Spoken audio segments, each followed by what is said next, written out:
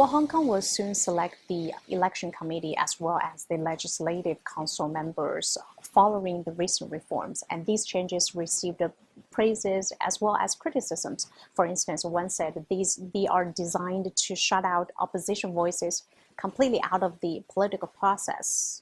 What are your thoughts on them? Well, the field is entirely open.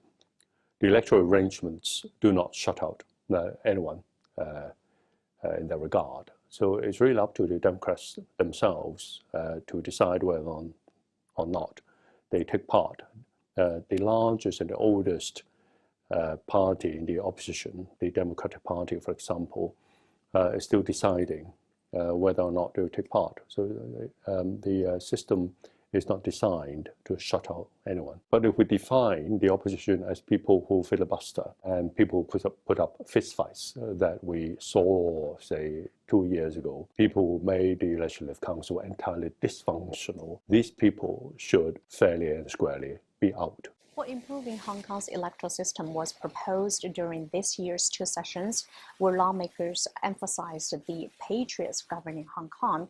What does it look like in practice? I think Hong Kong people should realize that all over the world, the requirement for people who form the political class and the ruling echelon of the place to be patriots is a norm, it's a necessity, it's a prerequisite. I think this should be understood across Hong Kong. Hong Kong left the colonial status behind only 20-something years ago. And so in some way, we are still in a learning mode. And I think we should learn that we must have patriots governing Hong Kong. What it means is that we should definitely rule out people who are unpatriotic to our country, China. We must screen these people out, including people who ran off to Washington, D.C. to ask America to sanction China. It's treasonous.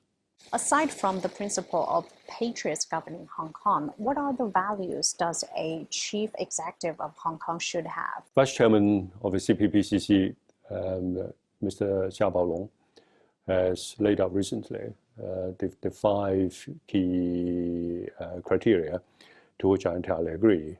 For the chief executive position, I would say, if I have to offer an additional condition, I would say a good understanding of the nature of relations between Hong Kong and the central authorities under the one country, two systems